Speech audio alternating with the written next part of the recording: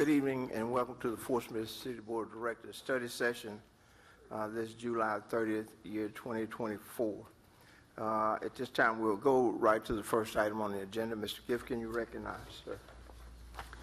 Thank you, Mayor. The first item on this evening's agenda are items relating to Fort Smith Animal Haven. Item A is a presentation of the proposed design of the new animal shelter, and item B is discussion with the board members of Fort Smith Animal Haven that came at the request of the Board of Directors at the July 9th meeting. Considering that we would be having a presentation of the proposed shelter design, I felt it proper to schedule both on the same evening. And to that end, I'll call up Mike Ballman, President of the Board of Fort Smith Animal Haven. Good evening. I would first like to point out the presentations down here at the lower end. I actually have not had a chance to see them yet, so I do want to see exactly which is purpose. You see the outline. We do have Larry Hall here, who is from Tim Risley and Associates, who have been working with us throughout this entire process. He's going to come up in just a minute. Just wanted to say that this shelter was actually designed with the Association of Shelter Planners of America. They actually came in, did the meetings with Tim Risley and Associates. I know Larry was part of this, and as you can see, there are two separate shelters for expansion. One has 100 kennels. The second one has an additional 100, all filtered by conditioned air, not air-conditioned air, but temperate air. So it's going to keep within that 65 to 85 degree range. So for further information, I'm going to turn it over to Larry now.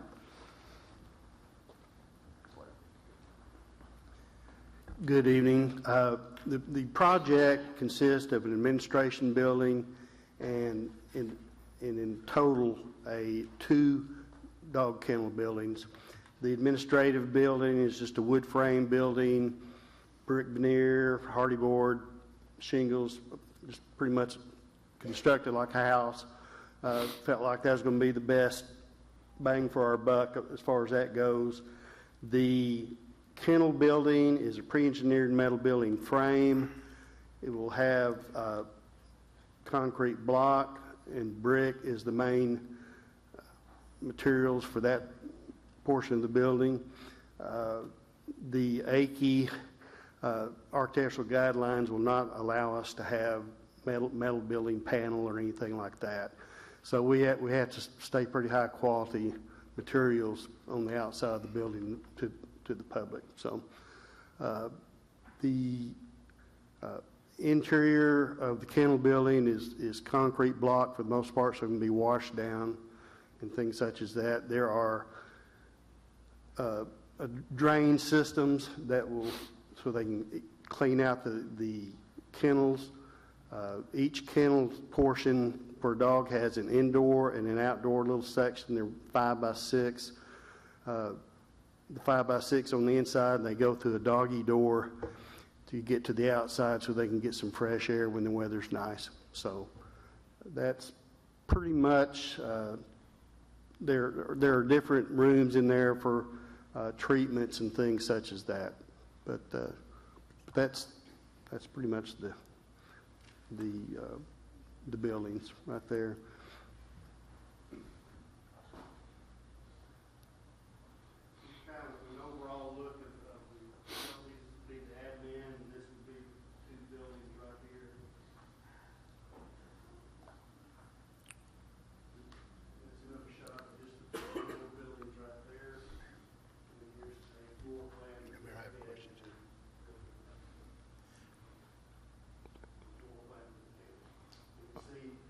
Where they have, each dog would have an indoor space, and the dog door would go to the outside.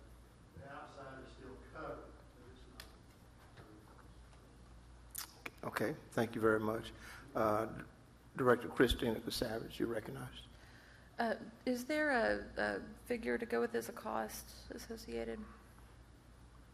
We took bids for the admin building and one of the kennel buildings, and it came in about $5.1 million. This is a nice design. I think it looks really nice. I have something I've been thinking on that I'd like to propose that I think might be a good alternative, at least to where we're at right now with the shelter, and that is to repurpose the old Boast building on 74th Street. So that's already air conditioned. It's quite large. There's a nice fenced-in area. I know when we spoke, I think it was last week or the week before, Carl, you mentioned there was another location they maybe could move to for an extra $60,000 or $70,000 a year. But we've got that building. I think it's, depreciated to the point we didn't even know we owned it, was my understanding, until they gave it back to us. And I think that may be a good solution, at least in the short term. When I looked up the property records, it looks like it would be easy, from the renderings that are on there, to go in, clear that building out, and turn it into a shelter that would be air conditioned. So that's something I wanted to bring to everyone's attention for us to all think about. I know there's not a lot of buildings, here that will house a lot of animals, and especially ones that are air conditioned. So I imagine it would take some time to raise this money, and I think that building could be dedicated to animal services. Okay, thank you. Director LaVon Morton. Okay, approximately how many square feet is the administration building here? The administration building is approximately 6,500 square feet. The kennel building under roof is about 12,800 square feet. Okay. And I assume there's a space for a veterinarian operating room and the related equipment in one of these buildings? Yes, sir. The admin building has a surgery room and prep area. Okay, so you have to transfer the dogs from the kennel building to the admin and back? Is that how you do it? Or they're in a holding place inside the admin for a while? Yes, while sir. they're recuperating? Yes, sir. They have a little area there. Yes, sir. Okay.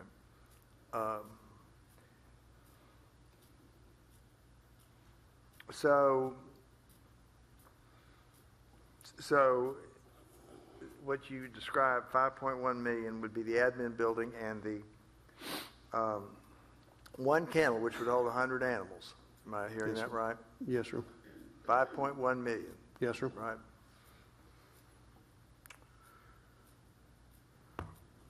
Okay. I'm going to say this, and it's the way I feel, though. I'm a huge advocate of animals in this city, and everyone who's been to a board meeting where I've talked about this knows that. I mean, I'm a huge advocate.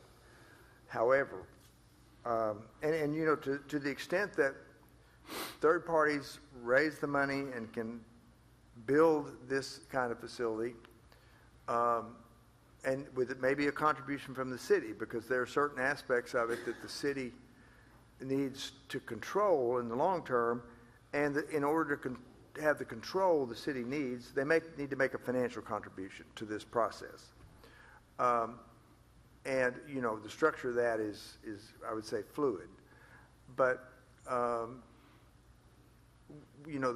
for the people who donate the money to build a shelter, they're donating the money for a shelter, and ultimately you want the building that is constructed to be used as a shelter for many, many years, as long as it's useful life, because that's why people are giving you money that they wouldn't otherwise give you. So there are some complicating factors there. 5.1 million is a lot of money, and if you add another kennel, which would hold another 100, which we now have more than 100 animals, I think, on a regular basis in our current kennel, then you're probably going to get to something like $8 million. And that just is an awful lot of money, and I'm not optimistic that 80% of that or 75% of that can be raised from donations. Now, I may be completely wrong about that, but there are other examples in Fort Smith where there have been struggles to raise money. I know people are very passionate about animals, but, you know, at this cost, you know, I would want to rethink a way to reduce the cost of the structures. I would also say I'm glad to hear that it's temperature managed rather than air conditioned, because I don't, you know, I grew up in a house that did not have air conditioning. And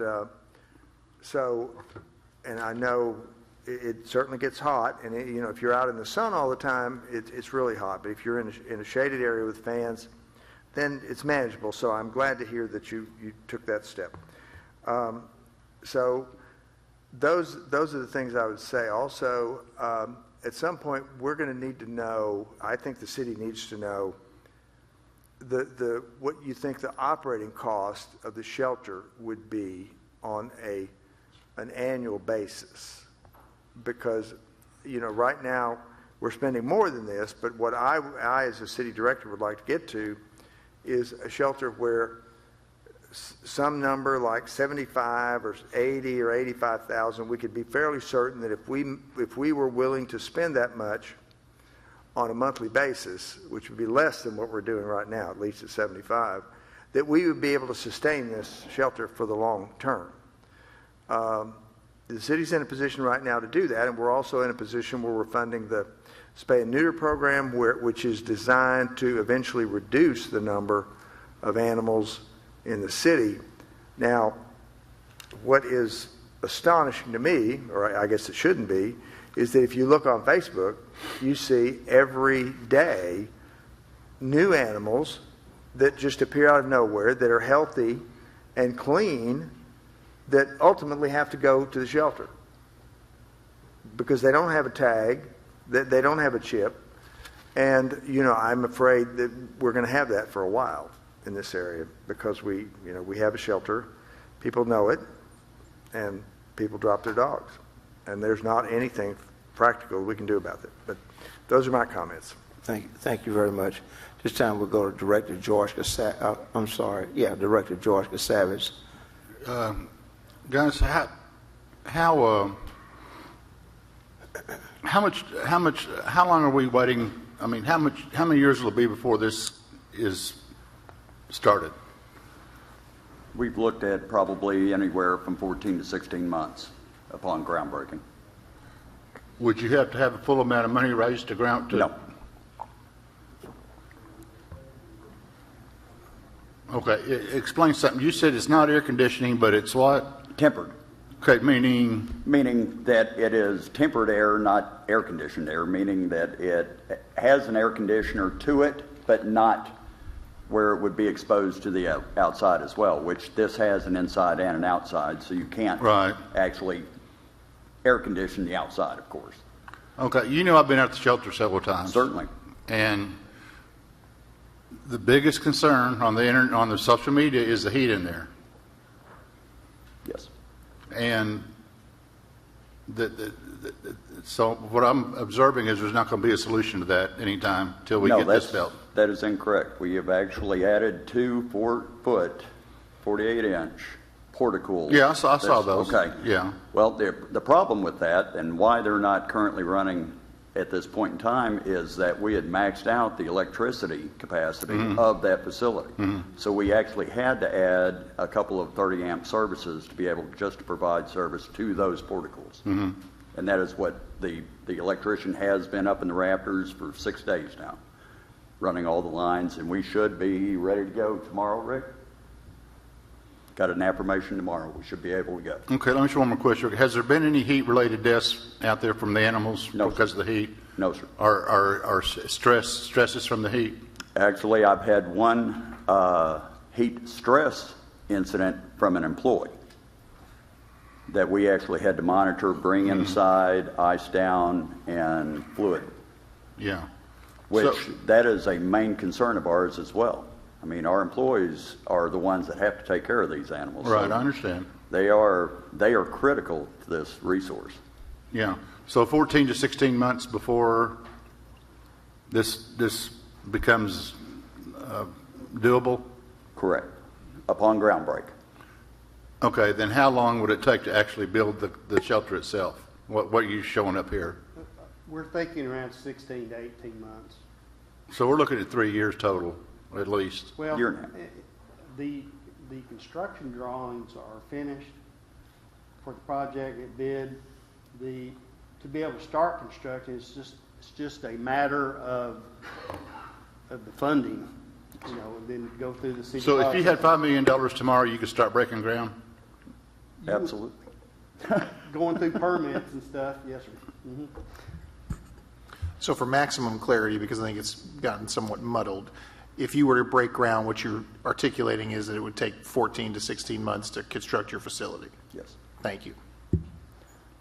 Okay, not 14 to 16 months to start, but 14 to 16 months to build the building, in other words. Yes, sir. Yes. Okay, thank you.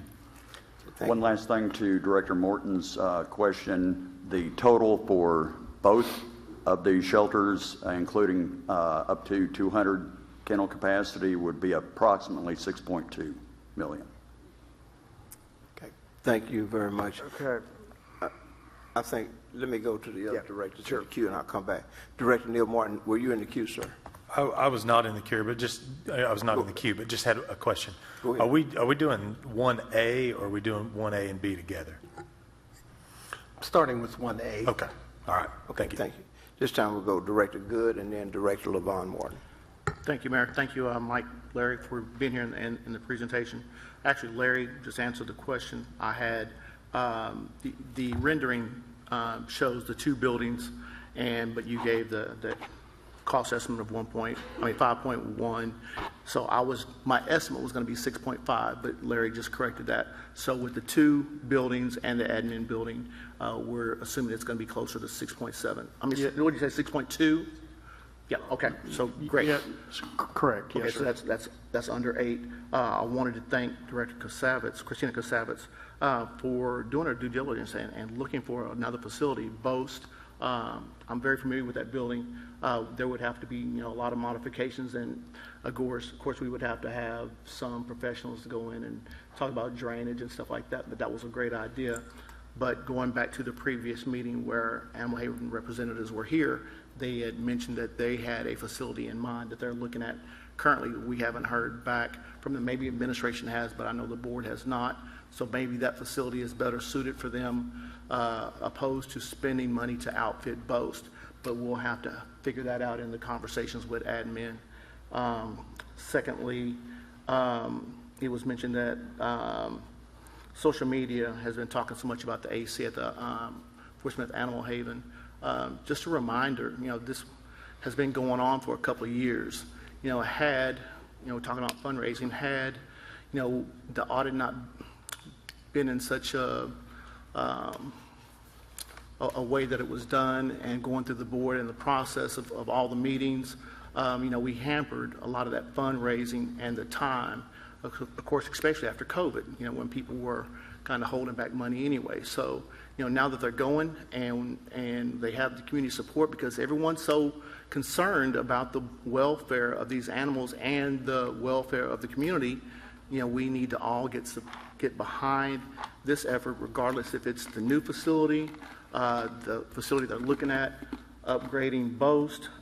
We need to have unanimous support by the community and the board, because that's what it's going to take for people to donate their money to this project. And again, Animal Haven is not asking the city to fund $6.2 million of this project. That's the number, but that's not what the city ask is. So that's all I have for now. Thank you. Okay, thank you. Director LaVon Morton. How many animals, this is for Mike, how many animals do we currently have in the Animal Haven shelter? Proper or total? Well, Meaning the inside, including the fosters as physical well, I got building? 266 animals as of this afternoon. Inside the shelter? No, sir, 201. 201 and 266 including fosters? 266 total. Okay, so I don't, and this is a question about the construction cost. So it must be that when you're building all the plumbing and some of the infrastructure for the second kennel building at the same time you're doing the first one, or otherwise it would cost a lot more than 1.1. Because I don't see a building here that costs $4 million. Yes, sir. In that bid, we went ahead and did the dirt work and everything for that second building. Okay. Get the building pad ready and stuff when we did the first bid, because we knew it needed to get done when all the machinery and stuff was out there. It'd be cheaper to get that pad ready now rather than wait till later. So, Okay. So there's some things, and site work and paving and all that stuff was over $1 million. So that's a big chunk of the money is just site work and paving and storm drainage and things such as that. That's Right. So just one more observation. Practically speaking, there's no way we could go from a facility with 201 animals to a facility with 100. That does not work. So right off the bat, A large population of that is kittens as well. And the kennel totals do not include the felines. do not include The felines. Okay, so of the 201 physically there, how many are dogs versus cats? 150? 146. Dang it. 146 dogs. So, I mean, it's not as bad as it appeared on the surface, but still, you can't easily go from 146 dogs to 100 dogs, and all that would happen. And I'm not criticizing anyone. I'm just trying to be practical. What would happen is the issue we now have, which is the shelter is always full. And animal control can't pick up dogs and take them there, and people can't drop off dogs that have just walked up to their house. Would get worse instead of better. Again, I'm not criticizing anything. I know this buildings in this day and age cost a lot of money.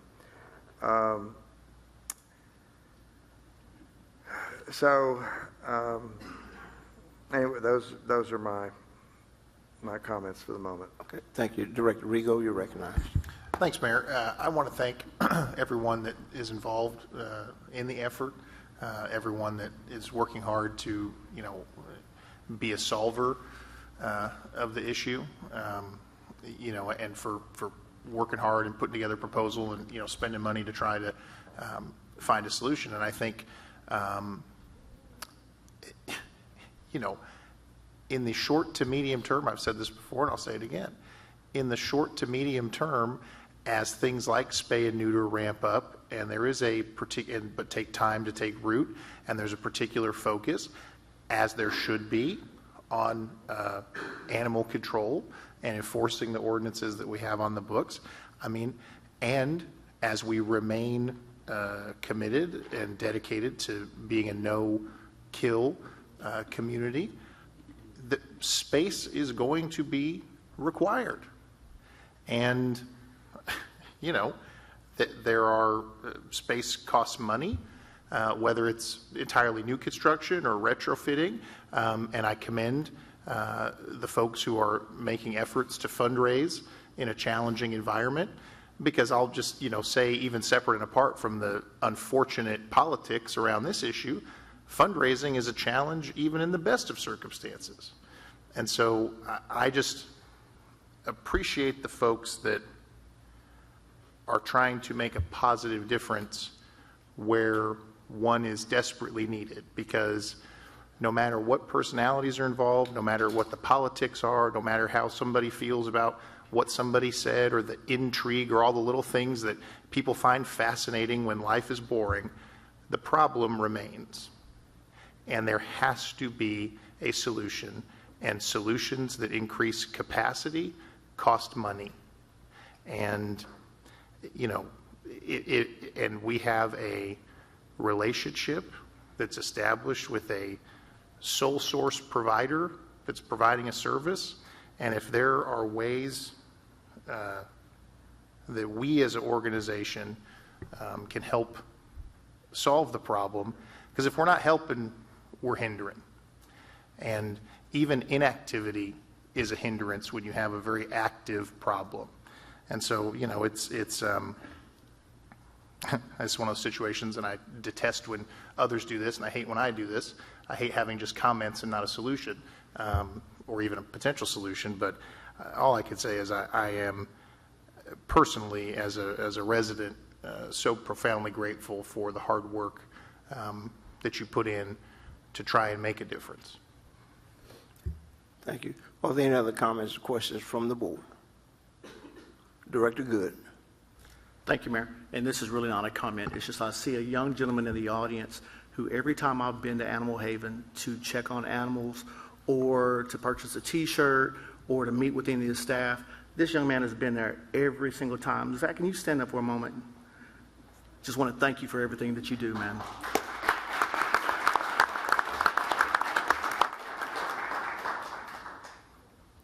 I think he'd make a good mayor's ambassador.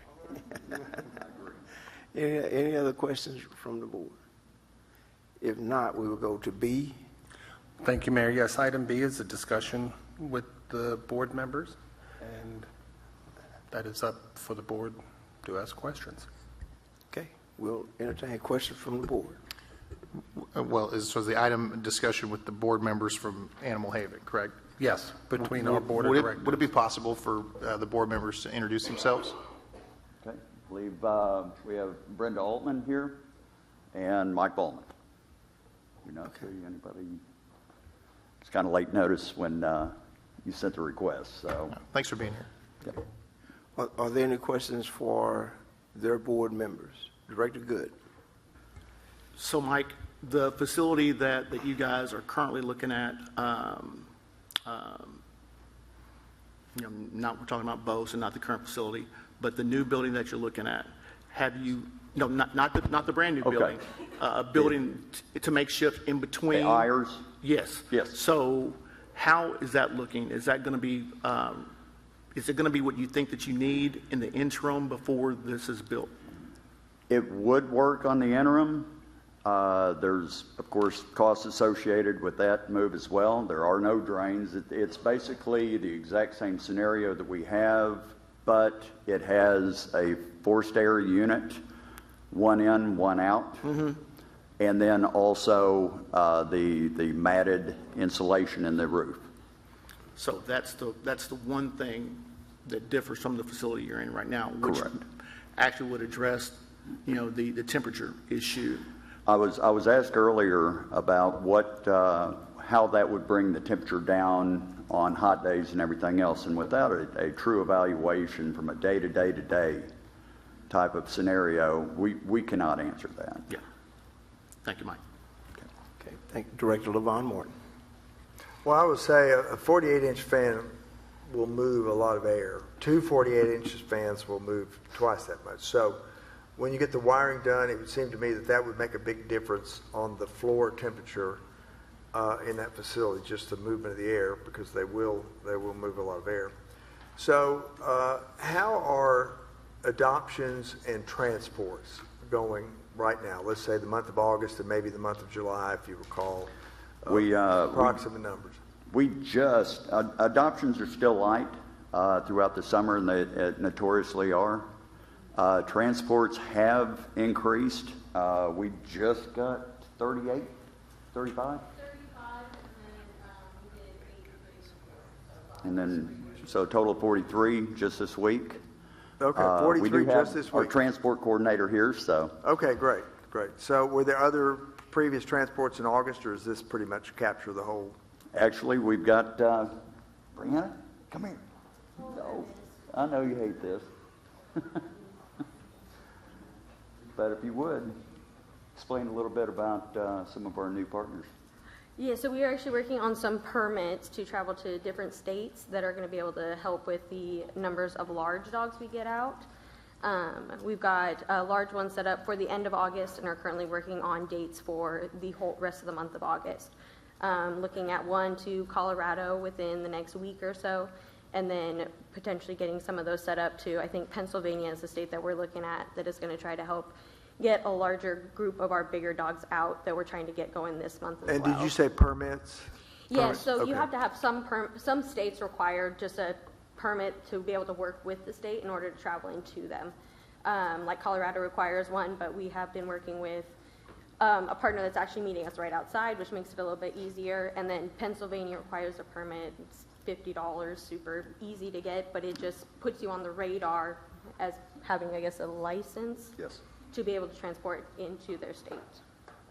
Okay, so, and I didn't think about this question before, but when it's as hot as it is now, is there any special process you go through to try to keep the dogs on the transports at a reasonable temperature? Of course, there would be air, but...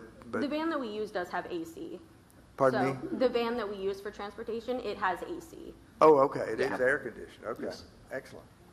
Okay, that's all I have, thank you. Thank you, Director Rigo, and then Director Neil Martin. Thank you, Mayor. I think this was answered earlier, but I want to sort of draw it out again to make sure it's understood. So is it accurate to say that even with the challenges that you face with facility, temperature, the stuff that we've been discussing, that you have not lost an animal, correct? That is correct. Thank you.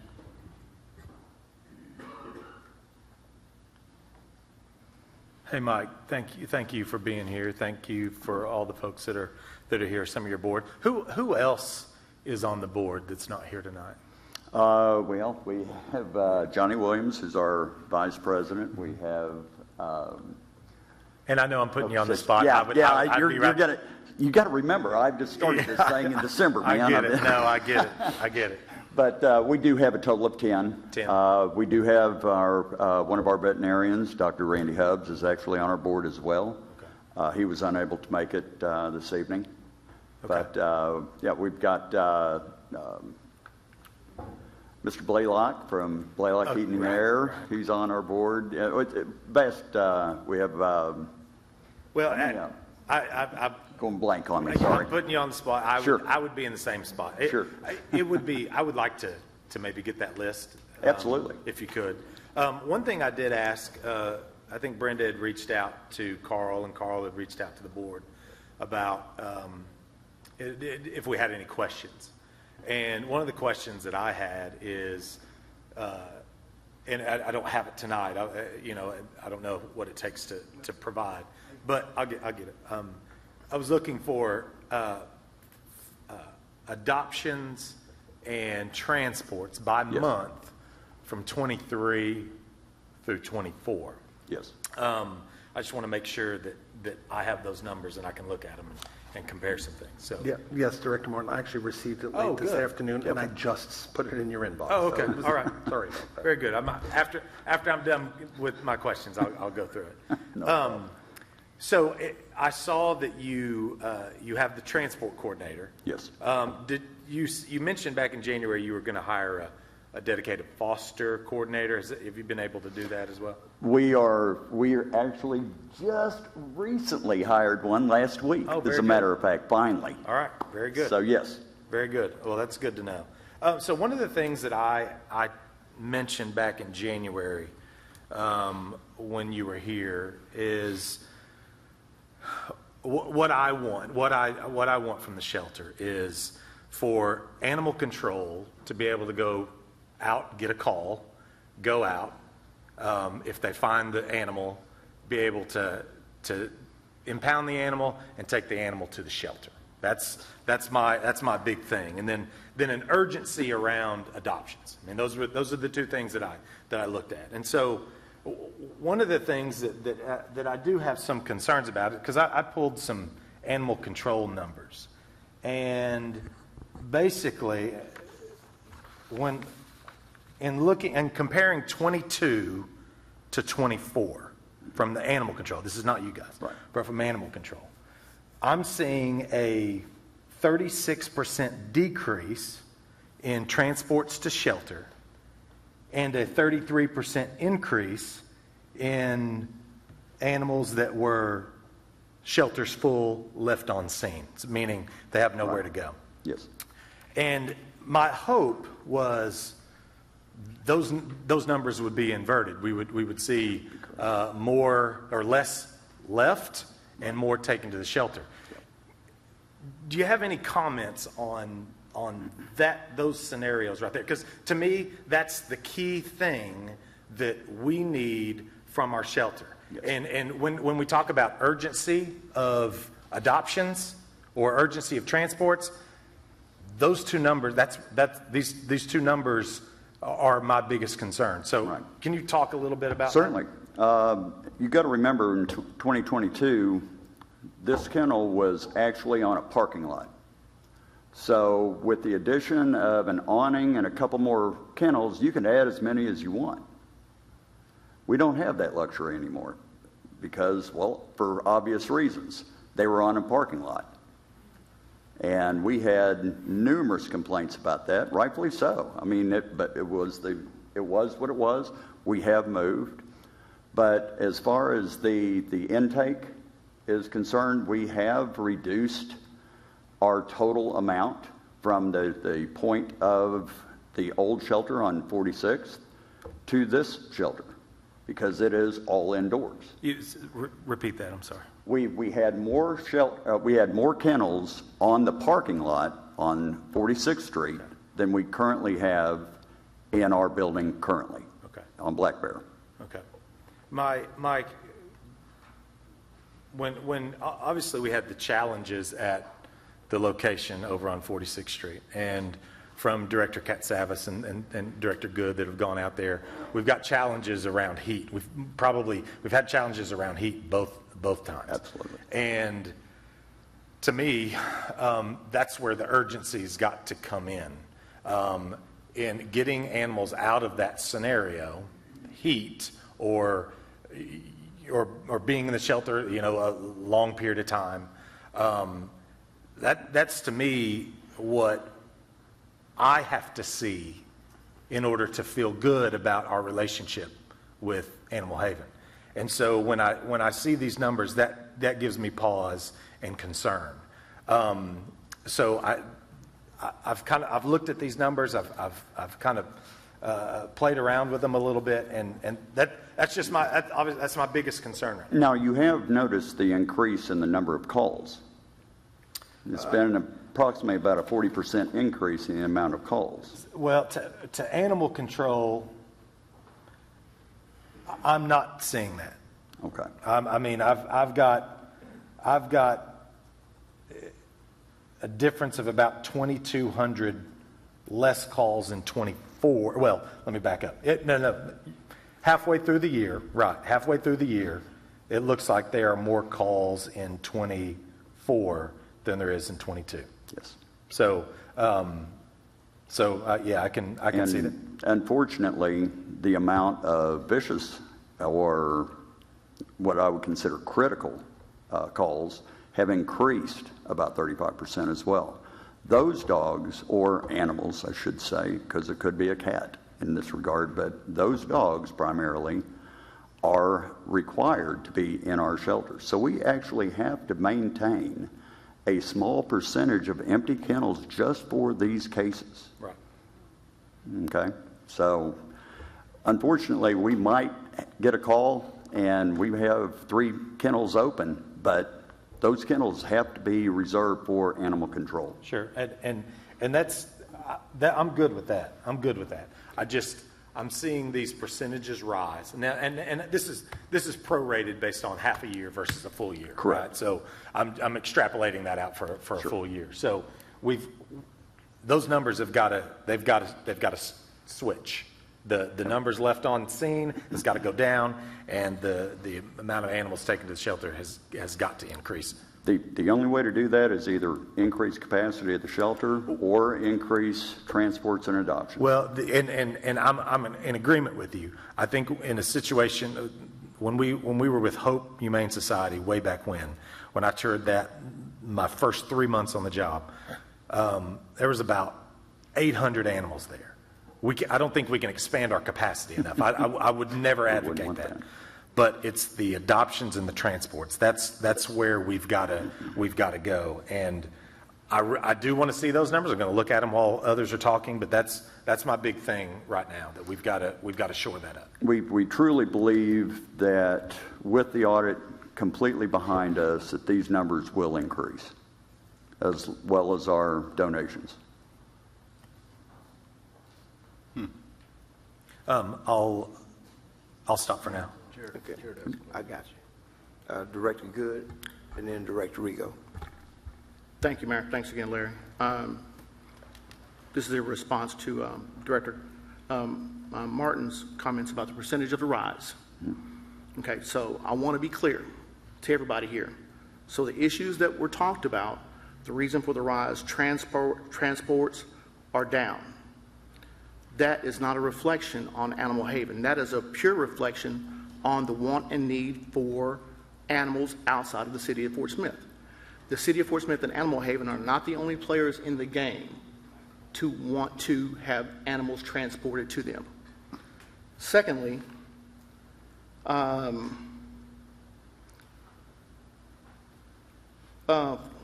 can't even read my own chicken scratch. Transports,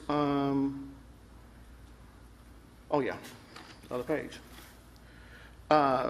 The other thing was the reason for the uptick in the percentage of animals that couldn't be taken by animal control because they were full. Again, not a reflection on Animal Haven. That is a direct reflection on animal owners in relationship to spay, neuter, microchipping, and leash loss. You know, Animal Haven cannot be held responsible for other people's habits or control or lack thereof of wanting to take care of animals or wanting to get animals. Just to give you an example of what Animal Haven does, other than foster and transport, they vet volunteers, they work with the volunteers, they care for these animals on an individual basis. They take animals when they are full, even if animal control says, look, we're full, we can't take anymore, but they care enough to make room and do.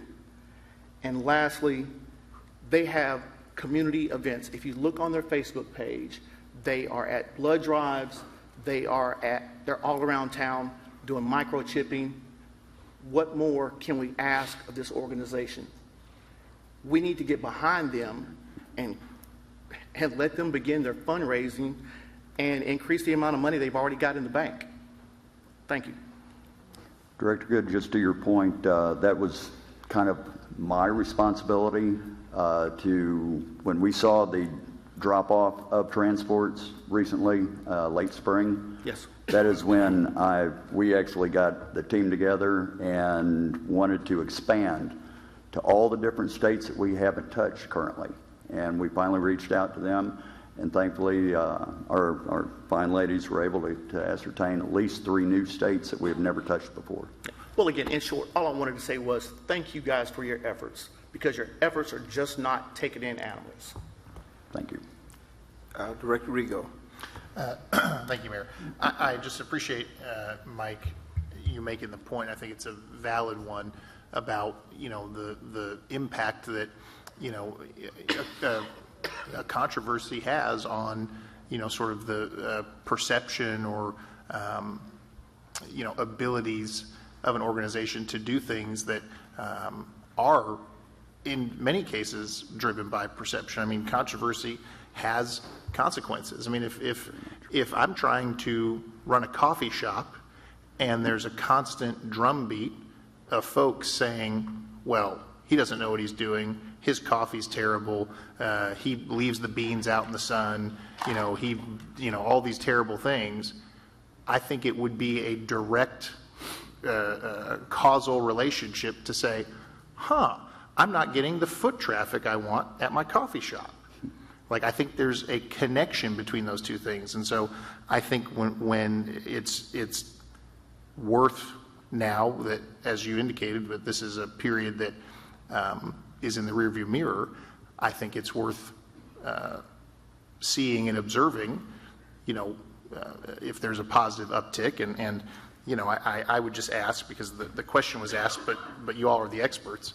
When you hear about, I think it kind of builds off of what Director Good's saying, if you hear folks saying, increase urgency of adoptions, what are some things that you feel like you are going to, maybe, do you feel like there's stones that need to be looked under again? Do you feel like there's some fresh things you all are, going to attack from an adoption standpoint, now that we're in the next chapter of this story? All of the above. As a matter of fact, we actually titled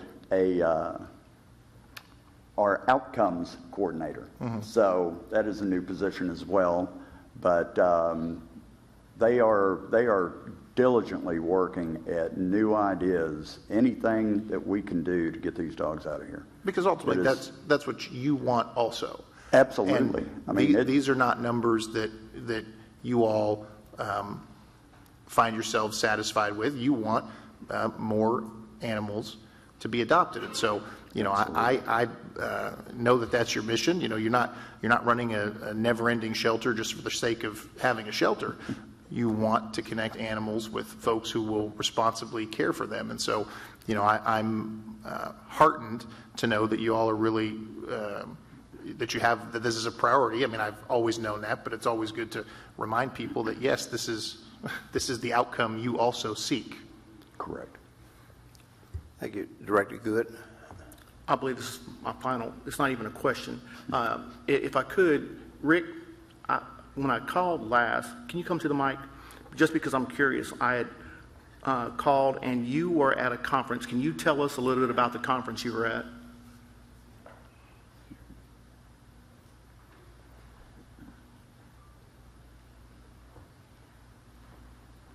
And what you gained from going to the conference? Yes, sir. I went to the Best Friends National Conference in Florida. Best Friends gave me a scholarship to attend. There were 1,500 people from across the United States, shelter backgrounds, animal control backgrounds. At that conference, there were 90 different seminars. So each day we had about 5 that we could pick from, of which ones we wanted to go to. They consisted of alternate means of bringing animals to shelter, different ways to adopt, different ways to transport. Those are all things that we're talking about here this evening. So it's not just a Fort Smith problem. It is a problem across the United States. And that's where they're going. Their concern, their call is to save them all by 2025. And of course that's pushed there as well. But to be able to do that, you have to adopt, you have to transport. They are trying to give us extra means, extra avenues to seek to be able to do those things. So just, that you guys know, it's not just a Fort Smith problem. It is everywhere. So. Thank you. Director Neil Martin, and then we'll go to Director LaVon Martin. Mike, in terms of transports and adoptions, is there a number that you guys are trying to hit? Is there an average that we should be able to target and pinpoint based on the size of our city, various metrics? Are there numbers? Basically, the way we look at it, especially from adoption standpoint, is an adoption rate percentage to intake. And of course, I don't think that's a number that we supplied you recently. Yeah. But I can supply that for you. That's a graph that I post at our shelter every month. Okay. How do you feel y'all are doing in comparison to that? Are y'all It above has below? been slow. Okay. This summer has been slow. June was the first month that we saw a crossover from 2023 numbers, and it has increased. When you say a crossover, what do you meaning that the numbers were better in 24 than they were 23. Okay. Okay. So I do a year-over-year comparison. For the other agencies that do similar work, I can't remember. I can't think of all their names right now. There's a few of them, but I won't go into the names of them. Do you know how you compare to them, like in terms of their numbers, in terms of adoption and transports? They're very similar. Very similar. Okay. In the state of Arkansas, Yeah. I cannot attest to anywhere else. I guess I'm talking the local agencies around here. Correct. And we primarily center Northwest Arkansas. Yeah. As a lot of our support staff is up there. Okay. Do y'all partner with those agencies at all? Best friends we do, yes. Best friends? And Good Humane out of, not Good Humane. Good Shepherd, thank you. Out of Buick Springs. Springs. Thank you. What about the other, the smaller ones around, I guess smaller, I don't know if that's the right word. Some large. Cabot. Well, no, I'm talking within our MSA, within our local area. I cannot attest to that, no. Okay. No. Okay. All right. Thank you. Director Levon Morton. Well, I want to first echo what Director Good said a few minutes ago about really, I think Animal Haven, and before that, before it changed its names, Kitties and Canine Shelter, what an outstanding job has been done since the summer of, or the fall of 2019 when all this started. I mean, there are literally hundreds of dogs that have been adopted or transported to a better life than what they would have had in the previous situation. So everyone who's been involved in that from the beginning deserves a lot of praise and appreciation from all of us, because when some of us were here at that time, I think 5 of us, and we were at a very difficult spot in 2019, and we really were at the last possible minute saved by a group of people coming together and saying we can do this, and from that time forward, it has been done. It has been done. Different people have been involved, rotated in and out, but what's been done is absolutely amazing. Now, and so we owe all those people from the first group who came from Kitties and Canines back in that meeting in 2019 to the people who've stayed with it, and really anyone who contributed during the entire process during these 5 years. I guess I would like to know more about what the 4 large cities in Northwest Arkansas are doing with respect to the physical layout of their structures and the cost of their structures, and what the arrangement is with the city itself. Now, that's going to be some work. That, and maybe the city of Fort Smith needs to do that. Well, I want something comprehensive that, gives the square footage, the number of animals that go through there, how many they transport, whether it's air conditioned, what the cost to the city is in each case, and whether the city paid for it. I remember back in 2020 when we were still struggling with trying to get the feet on the ground for everything.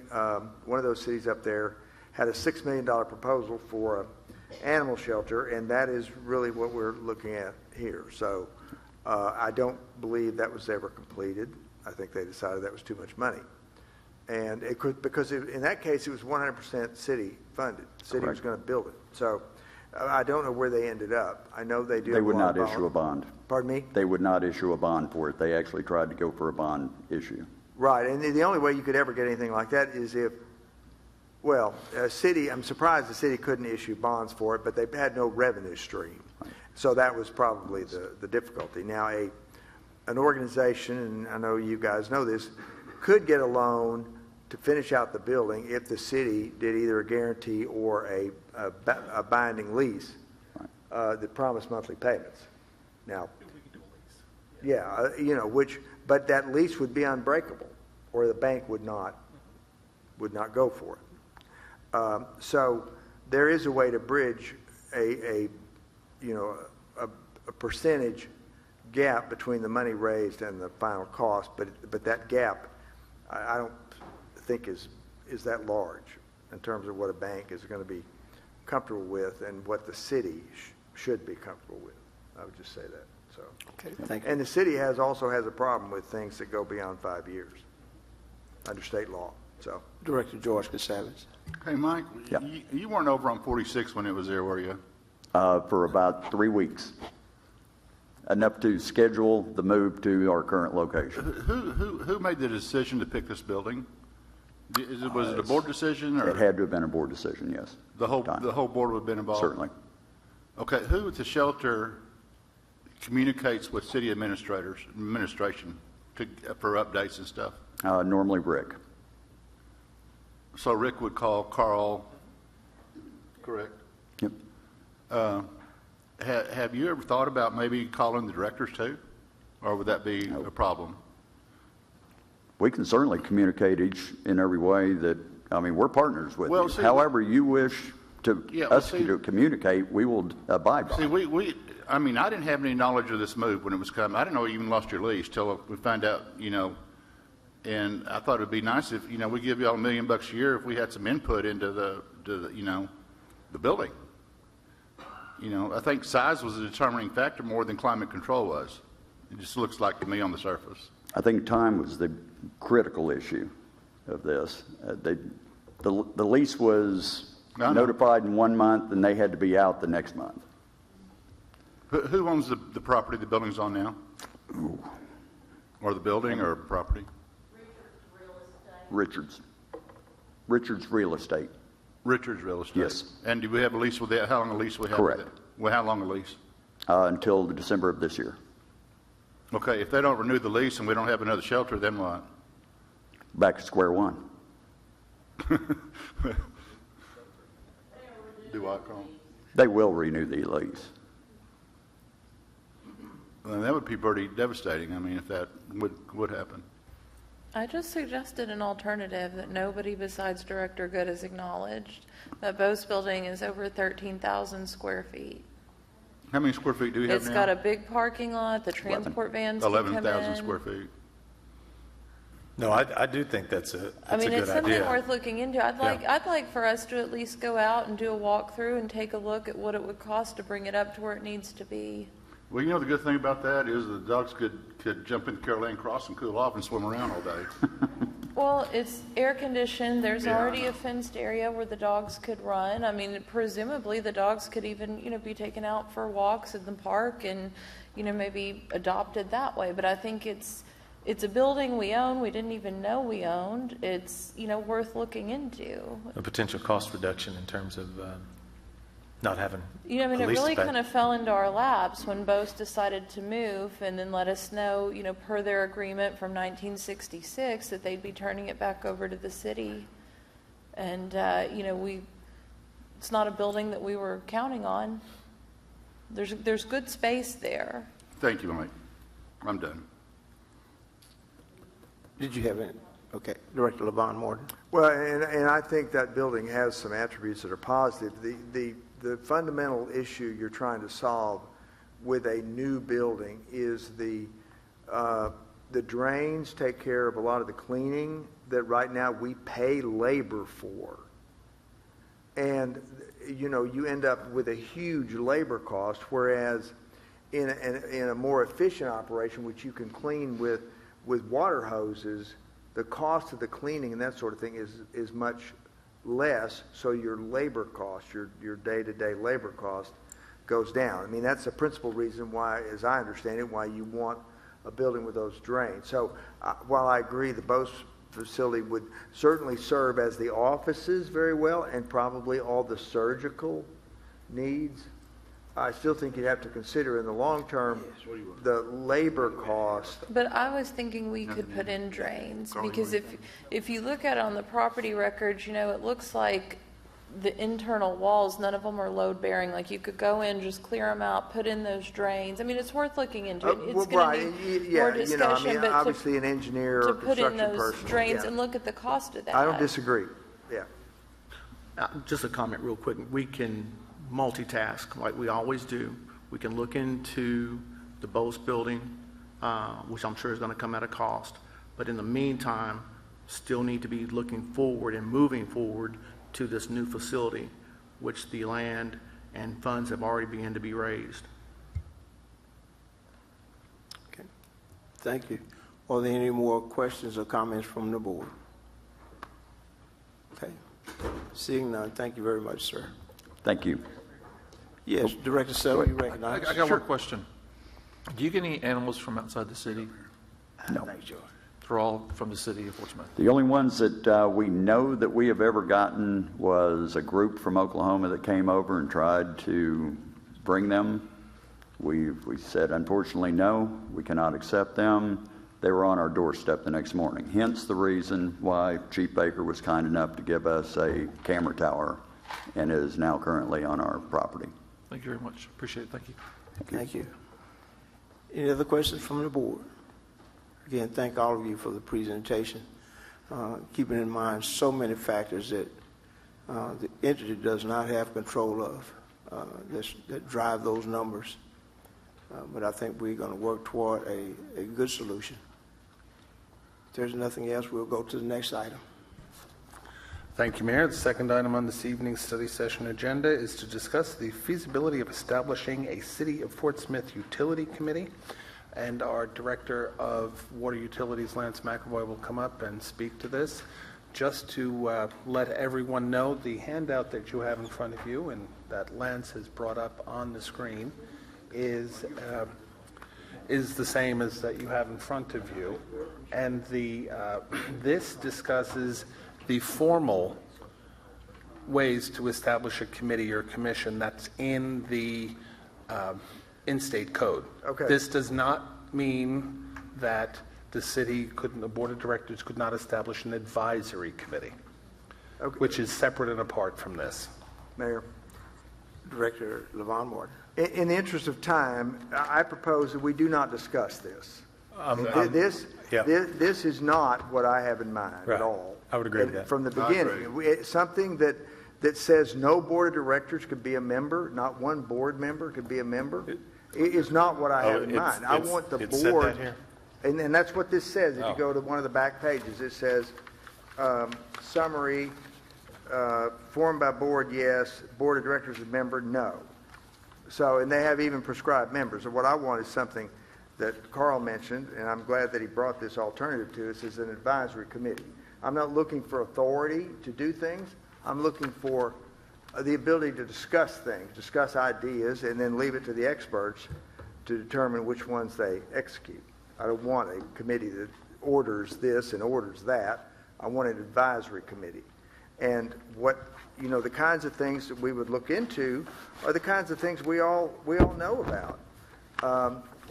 What is the process for identifying the 1,500 zeros that we have on water meters? And there may be I know a process that you could go through from an audit standpoint that would be quick, and you would have a pretty quick conclusion on whether that was a real problem or an imaginary problem. And the second one, the second obvious one, is the missing 20% of the water. We need a plan to identify that, and I'd like to know what it is. Now, we can do that in a board meeting and add about 4 hours to a board meeting, or we can meet once every couple of weeks and focus only on utilities, not limited to sewer, consent decree, but also water. You're saying the 20%, getting down from 35%? Well, I'm saying that, from 35 to 15, 35 35 to 15, which is what we heard. I mean, we need to know, because we all know we've got a bit of a problem with the amount of water that we're able to produce. If we could identify the 20% and reduce it 10%, reduce it by half, that's 2 million gallons a day on a normal day, based on 22 million gallons or so. And an extra $2 million would go along, 2 million gallons would go a long way toward solving our short-term issues where you only have 4 or 5 days that you're hitting the max. So those are the kind of things I want to discuss. 22% water loss was typical for a system our size and our condition. Is that right? Yes, It is. So 15 would be a little bit of a stretch. 15 Quite a bit is, of a stretch. Okay, would so, be so, what may, we're so aiming maybe we're for. talking about 15%, but again, we need to understand, is that real, or is it, and if it is real, how could we solve it? There may be other ideas for solving the future pressure problems we have. I think that we should, well, I'm going to stop and let other people, I have many other things I could say on my list here, but I'm going to stop and let other people talk. So what we're looking for is an opportunity to establish an advisory committee. Okay. And that's what I had in mind as well, was an just for advisory committee. Yeah. Okay. Mr. Administrator, can you handle that? Absolutely. Okay. Yeah, I mean, I know what the board has been asking for, and yeah. Okay. And then I'll outline it and send it to the board, and, you know, you can tweak it for me, and we'll get it. Do we set need a up. motion to table No. this or nothing? No, Okay. not at all. So you're giving a recommend, I'm sorry, Director. No, I'm going to, from listening, and if there's anything else that you want to discuss right now, so we can include it in it. If my only question was if it's an advisory committee, then a board member could serve on, okay. Absolutely. Yes. Yes, Director LaVon. Before we move on, I would appreciate other directors' comment. Do they think this is a good idea or not? I mean, I'm the one who put this out there, but I'd like to know what people think about this and I whether really think it's a whether great they're idea. willing to participate Yeah, in this I process. think it's a good idea. Okay, Director Neil Morgan. Well, I think we need to establish what the goal is. I mean, we talked about a couple things here, but what's the actual goal? What do we want them to do? What do we want them to get to? Do we need engineers on there that look at projects? Do we need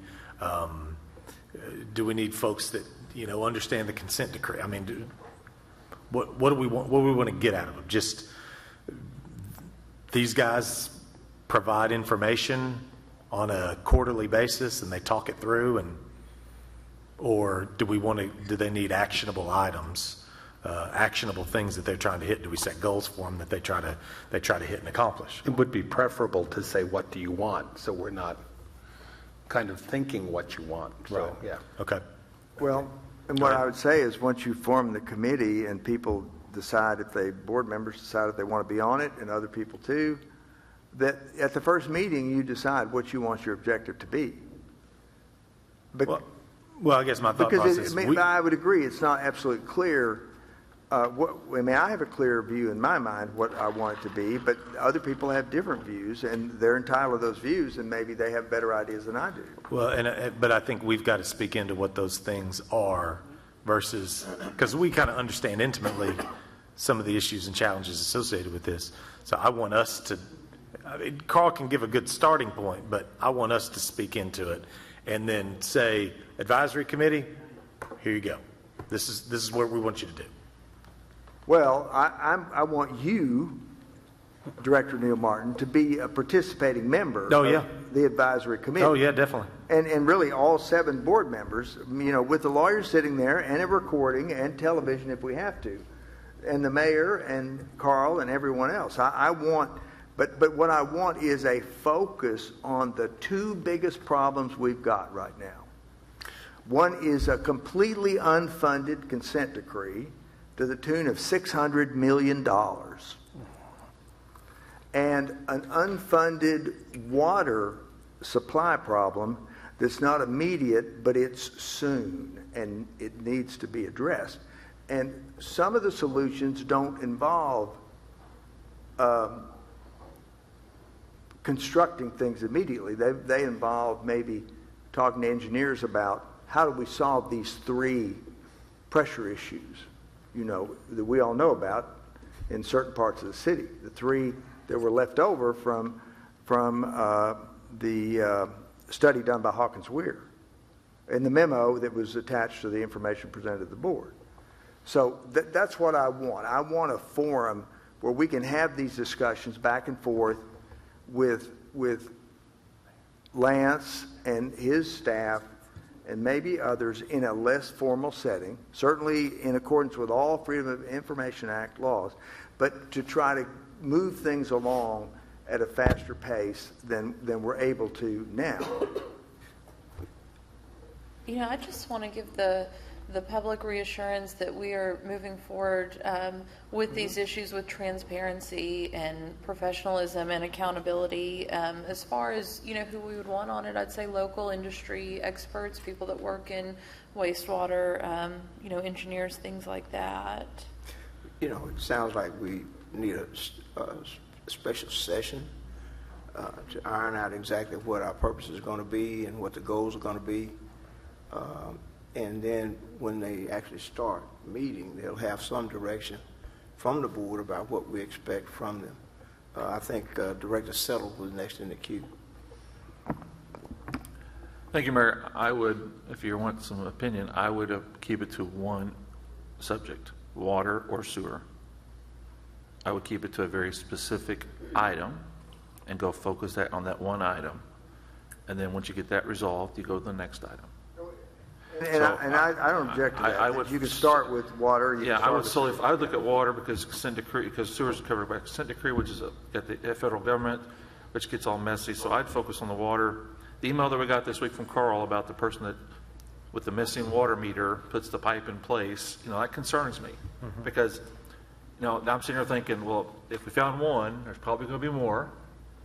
And so maybe the first thing out of the bat is how do we ensure that people aren't getting free water, and how do we, you know, maybe come up with a different way of solving that problem, because if we found it one time, we're going to find it somewhere else. So that's what the 1,500 zeros could represent. So I'm all about keeping it very specific. Water's where it started at, and then aside from there. What if we did a water and a sewer?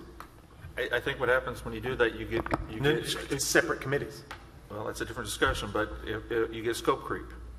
Are we talking about like a special steering committee like they have in Congress that would be temporary? Or you think more of a permanent?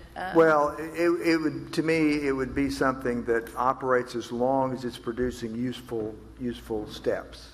So it might be a 6-month thing. We may say after 6 months we've done everything we can. We don't have any more ideas, but it might run longer than that. I don't see that once we have a real plan for water and a real plan for sewer, you could go back to where you hear about these things at board meetings and you don't have to wonder about this list of a dozen items I've got just on water. Again, I think... And now everybody else has their own list, and you add them all up, it's going to be 25. Again, I think if we have a special meeting to talk about the committee and its role, its functions, and details on what we want them to do and the items we want them to look at. Or we can do it tonight. I like a special one. Director Good, you recognize. Thank you, Mayor. I'm just going to comment because Director Morton had asked for some input from other directors. I didn't think this was anything out of the ordinary, not asking board members to be on this committee or commission. We have many commissions and committees that board members aren't on. So I think maybe we're looking at something like more like Director Christina Casaps was talking about, maybe like a steering committee. One thing that I have known by being on a committee or commission with the city is sometimes citizens feel like a director being involved, they have no real say-so. They have no real bearing on the issues because what we say is going to override what they say anyway. So again, I don't feel like we have to have a board member there, but I'm not against it either. So that's just my input. Thank you. Any other comment? I'm sorry, any other comments on that? Mr. Administrator? Well, I think first question, does the board want to have a special meeting to discuss this, to really come with their items? Or it would be a special study session, right? Or special, well, yeah. 6 to 1/2 dozen, special study session to discuss this. That would be first, bringing all your items. I would. Yeah, I think that's good, and we could have our information ready to start to compile. Sherry, 4 or 2? 4. We have 3. We need another. 3. No, you 4. You were already. You're part of the 3. Who are the three? Christina Katsounis, and LaVon. We need another director. Director Rigo. Jared. Director Okay. Rigo. We'll get that scheduled. We'll Okay. put that out with the pending list tomorrow. Yeah. Well, The sooner the better. We're trying to get everything done as soon as the better. Yes, Carl, sir. can you tell me the difference on something? Yeah. Water and Sewer Commission or Water and Sewer Committee, what's the difference? That's part of the whole. If I may? Is it a legal Presentation. distinction? Yes, Yes, there it is. If I may, Go ahead, Lance. Never mind. under state law, a commission, which there is no advisory commission for water and sewer, it's defined Okay. by state law. If you did a water sewer commission, the board would appoint, there's two ways to go. One is to appoint 5 people on a commission, and then they take over the water. It becomes a separate government body. So in that aspect, I basically would become Carl for the utilities, and that commission would become you. They can raise rates, they can issue debt, depending upon how you set it up. It could be that rates have to come back to you, or debt has to come back to you, but it is a separate body, much like what Van Buren does. They have a commission, and my counterpart, Steve, basically reports to them. A committee there is no water committee with the exception of the water committee that we already have on our books, which it was formed by Act 605. It was a requirement. So back in 2019, the mayor formed the Water and Sewer Advisory Committee. I think we had one meeting where we had a quorum, and then people just quit kind of showing up. Yeah. So we did away with that, and to be in compliance with Act 605, we did the advisory committee for the water. So Okay, Lance, an I'm advisory good. committee, you can do whatever you want, and it's not a legislative branch. Gotcha, thank you. Okay, thank you. Okay. Okay, we've already got the 4 to take care of that.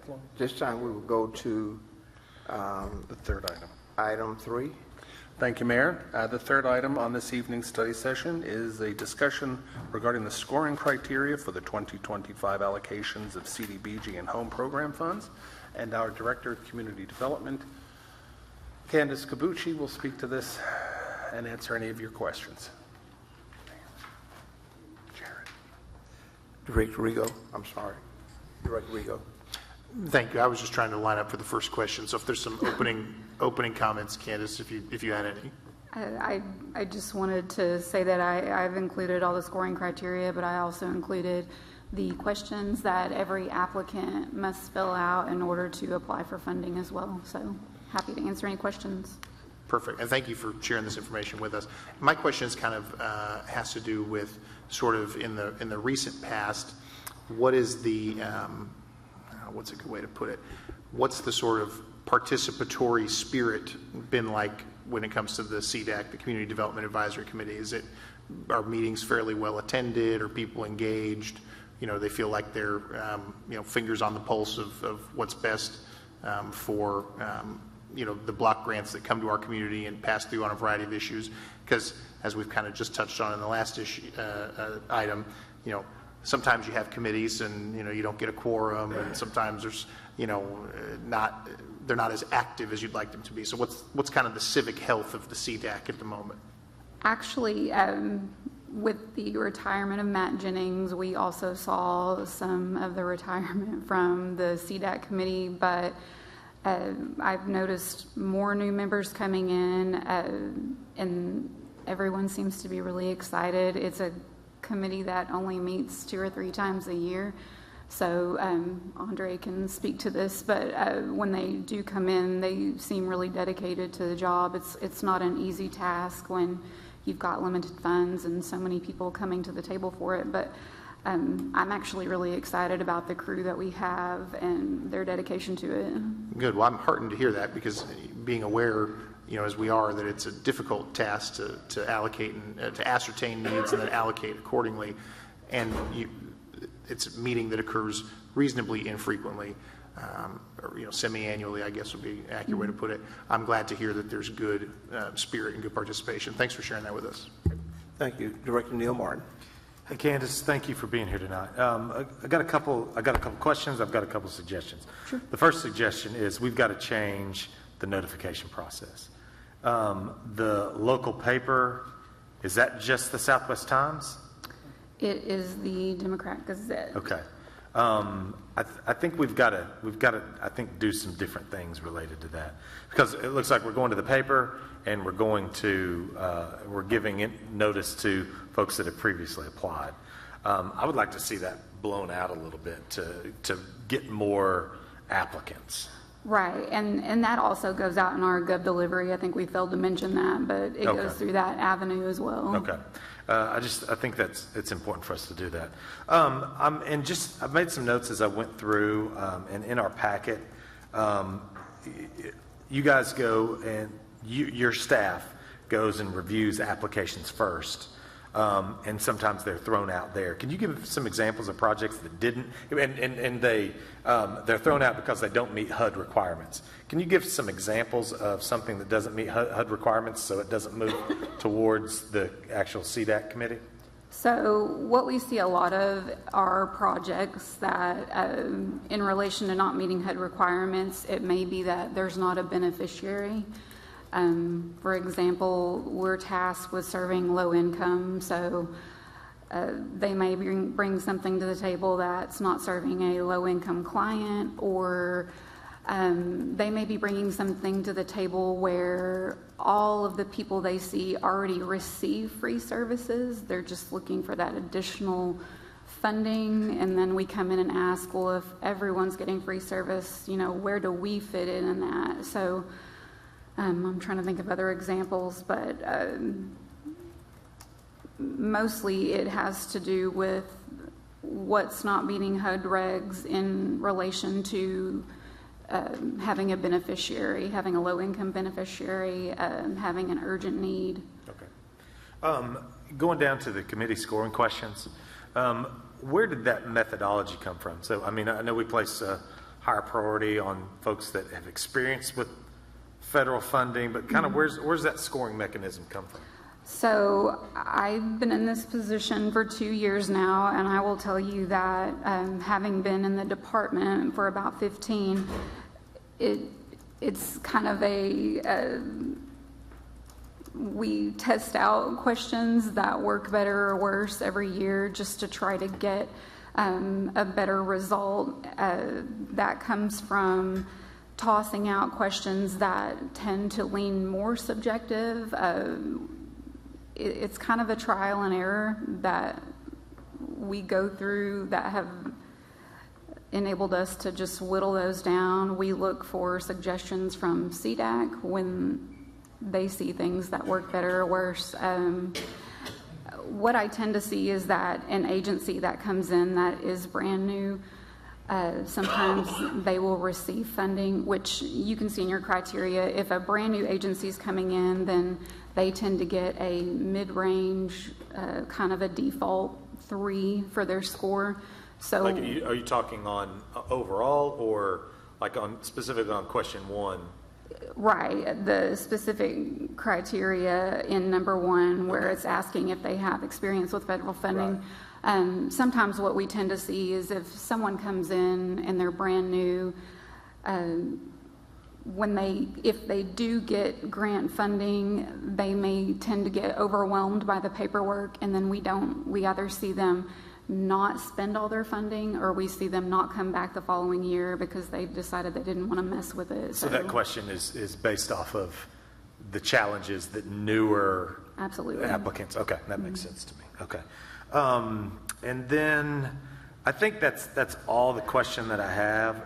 I do believe, I know we've talked about it a little bit, and we tend to see, maybe similar items come to the board. However, the items that are available for CDBG and home funds, the kinds of projects that can be used with CDBG and home funds are very broad, meaning they could go towards blight. They could go, I've seen some things where they created a community grocery store somewhere in the United States. There's a lot of different things, and I want to see us broaden out some of those items. I mean, neighborhood beautification, all those kinds of things are available to us. And I mean, even eradicating blight in terms of demolition, like these funds pay for that stuff. And I know that we take money from our sanitation department to fund those kind of demolition items, but it looks like there's a lot of things that we're currently doing today that are eligible for these funds, and we're not using them in that way. I mean, that's the preference of the CDAC. But I would love to see us broaden some of those things and have a much more broad impact in what these funds can actually do around our city. So I would encourage the CDAC to look at that, and it kind of goes back to my first question with how are we getting that message out? Well, if we're sending it to the people we've always sent it to, I think we're going to get the same stuff with it we've always got. So I think it would be worth our while to maybe expand that out and try to see what is available to us and think through some different methods in which we can push some community members to do certain things, organizations to do certain things, because there's a lot that can be done with these dollars. And so I think that's something that we really, as a board, need to push and request of the CDAC. Okay, thank you very much. We'll go to Director Settle, and then the administrator has some comments. Thank you, Mayor. Candace, I've just got a couple of questions. Category B, public service, category for those services directly benefit citizens. Is that going to be something like the Boys and Girls Club? Right. Stuff like that? Okay. So when I look at the questions, but Director Martin said here, we actually penalize people that want to come forward, new people that have new ideas for new funding. We actually penalize them. So to what he kind of alluded to, if we keep doing the same thing over and over again, people get a bigger benefit, and I think that's kind of wrong. I honestly think that sometimes we got to, if we keep doing the same thing over and over again, we're not going to make a change, and maybe it's time to make some step changes, like Director Martin said. I don't see anything in the scoring questions about impacts to kids 18 years or younger. To me, that's the most vulnerable group that we need to focus on. I think I've made that very clear over the past couple of weeks that kids 18 under, we need to do everything we can to strive for them, to help them get better, help them to achieve everything they want to do, because they're the future of us. And so I think there's got to be a way we can score how we impact the kids. And then the next one, I don't see nothing here about impacts to single families. Single parent families. I think both of those need to be scored at a higher level than anything else, because if we can help single parent families that are struggling, kids that are 18 years younger that need help, I think that would change our thought process as a whole here. And I really look at what's going on in the United States today with homelessness problems, and California spending billions of dollars a year, and it's getting worse. And so I'm wondering, do we focus our efforts on kids, single parents, transitional housing, things that we should be doing, and to what Director Martin says, can we help with blight, demolition, stuff like that? And maybe it's time for a step change for us to maybe think outside the box, think of something different. But I'd like to see some impact, questions on impacts to kids and impacts to single family families, especially mothers with single families. I think that'd be the biggest impact. Thank you, Mayor. Thanks, sir. Go to Mr. Administrator, and then Director Christina Casabas. Thank you, Mayor. There's one thing, and one thing I want to bring up when Candace and I met about this topic for the presentation. There are two things that the board should remember. Number one is the scoring criteria, and that is, again, how the CDAC, when they assess the applicants, how they're chosen. The other side is the direction the board wants the spending to go in. And that's something that Candace can speak to that's coming up later this year for the next 5-year plan. So that comes to, where do you want to spend the money? And so that's the two So differences. when we're going to have that discussion? And I'll let Candace speak to that. So the scoring criteria are used every year in our funding cycle, and as I've mentioned in previous meetings, 2025 will mark the last year of our 5-year consolidated plan. So starting next year, I will start to look for consultants to start the process where we will rewrite that plan for another 5 years. Into that plan will go city research. We will have several public hearings. We will have, those are the times when, and I'll just refer to those application questions. When somebody applies, they have to tell us how that application ties into our 5-year plan that is required by HUD for us to complete. So when it comes time to redo that plan, I will say that's obviously the best possible time to reset our priorities, and we always ask for board input on that. We always ask for input from citizens as well as all of our agencies that are working in this every day. So I think that's what Carl meant when there's the scoring criteria, which we use every year, but then in regards to this 5-year plan, an agency has to be able to tailor their project to what that may be. So if it is maybe the way you alluded to, bigger projects, if someone is bringing that in and it's been presented as a goal in our next 5-year plan, then that's how all that would tie in together. And kind of to your point, you solicit information from community members of the board.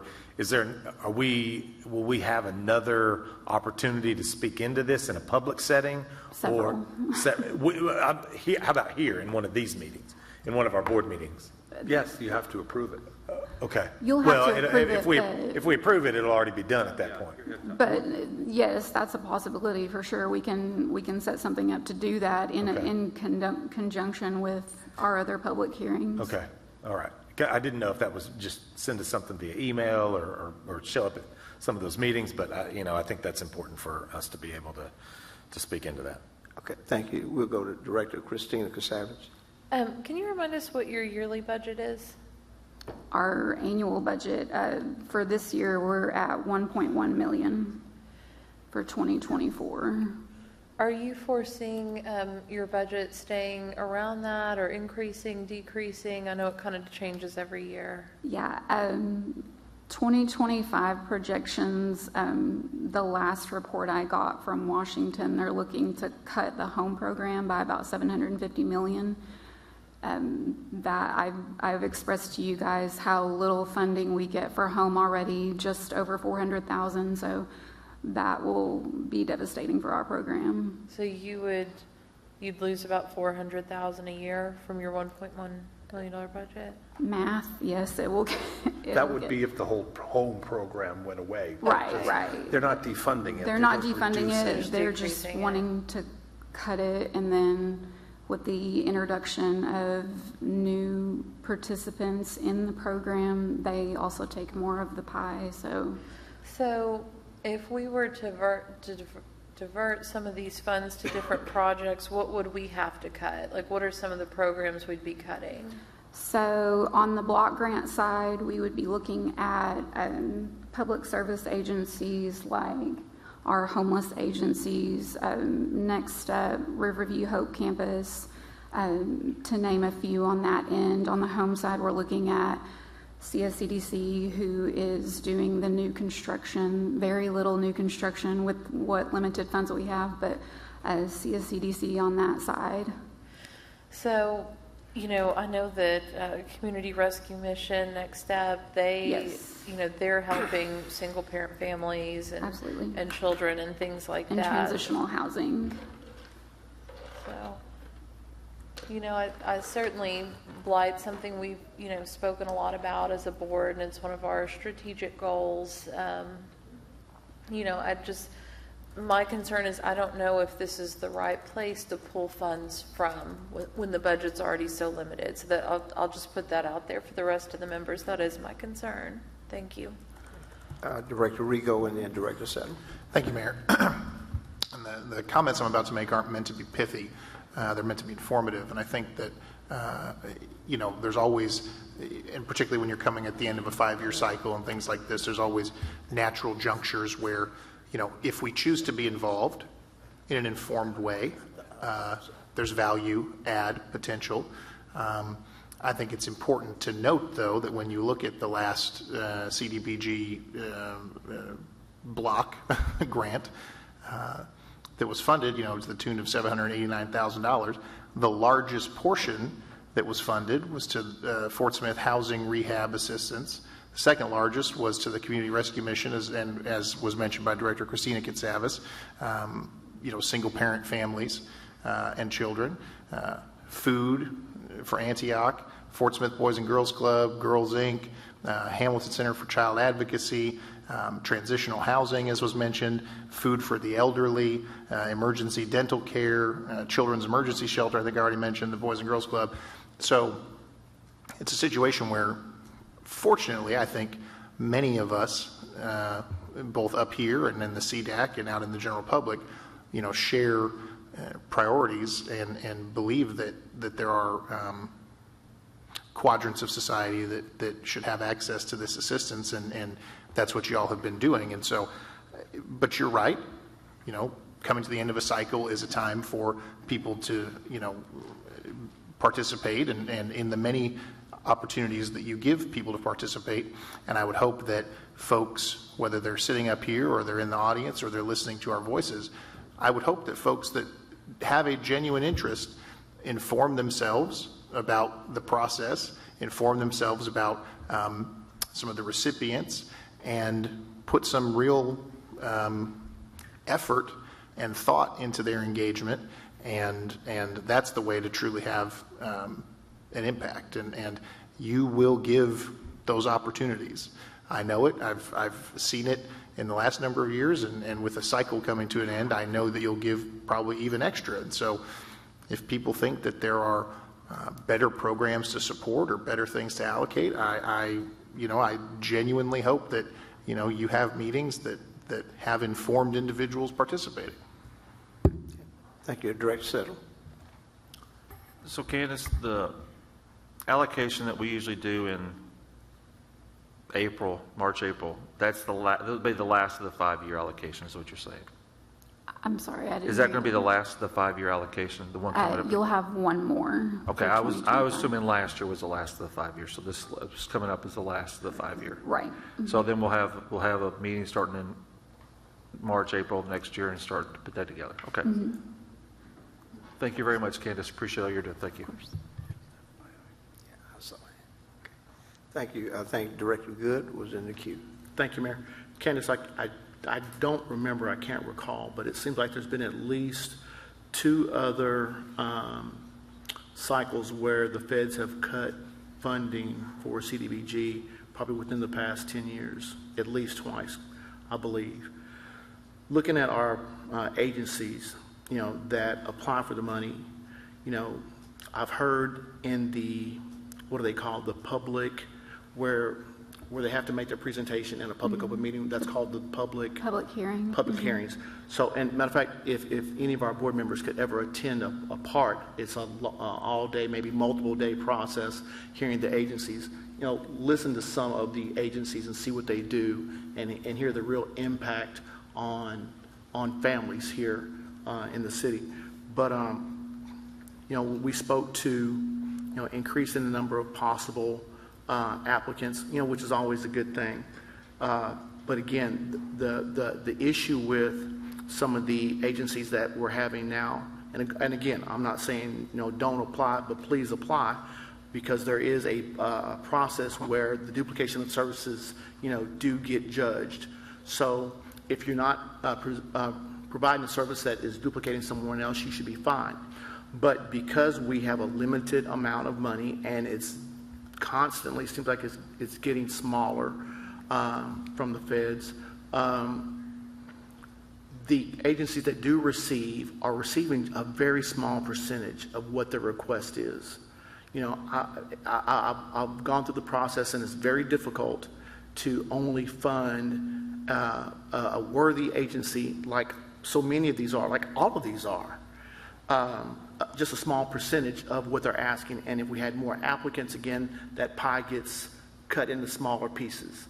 And we don't want to not fund those agencies that are providing a one-of-a-kind service that is absolutely needed. Yes, the board has focused on blight. You know, blight, you know, comes from despair and prioritizing necessities. You know, food is a necessity. If you can't get to the dentist or pay for a dental procedure, you know, and you're the mother or father of a household or children, you know, you have to have that. If you don't feel good about yourself and about your situation, you could give a flip about what the outside of your house looks like. Mm-hmm. So, not saying, again, that blight is not a part of this process, but there's got to be another funding source that we've got to find that is going to address what we want it to address. And as far as the blight issue, it's the demolition of abandoned properties and enforcing codes where people aren't taking care of their properties. Again, I'd hate to see us take any other monies away from these agencies that are only getting a small percentage of what they're requesting now. We have to, as a board and as an organization, set aside a pot of money annually to address the needs that we're wanting to address in blight. Okay, thank you. Director Rigo. Thank you. Candace, I just had one more quick clarifying question. So on page 5 in the packet where it has the checklist of the 15 things that an agency has to, documentation they have to provide to even sort of be eligible in the process. Mm-hmm. Of these 15 things here, are those sort of non-negotiables from the federal government, or are they 15 that we created? That's what we created in-house. Okay. Thank you. Mm-hmm. Okay, thank you. Any other questions from the board? Just FYI, and the Boys and Girls Club serve on their board, and we're exploring an opportunity to create a space for our teenagers. And that would be a great addition. And also the Salvation Army has added some additional space for single parent female with children. So we are making progress in some of these areas. Okay, Director Neil Martin, you recognize. Just a couple final questions, Candace. So just to make sure I understand, it will be the year 26 that we allocate we will have new allocations potentially, new dollars. If we change direction, we change the how we want to allocate these funds. It would be in 2026. So this December, we will start our new funding cycle for 2025-2026 money. That will come in the fall of the following year. The consolidated plan runs until the end of 2025. Okay. Is that? I think so. I think so. And the last thing that I have is I did request some data around recipients of these dollars. It looks like I got them broken up in years. Is it possible for that 5-year period to get totals? Sure. Like, so I could see by agency? By agency. Okay. Like from top to bottom. Okay. Okay, thank you. Thank you very much. Any other questions? Okay. Thank you very much. At this time, we'll go to item 4, which is a review of the preliminary agenda for August the 6th. Are there any questions or concerns about that? No? We got a motion and a second to adjourn. Thank you.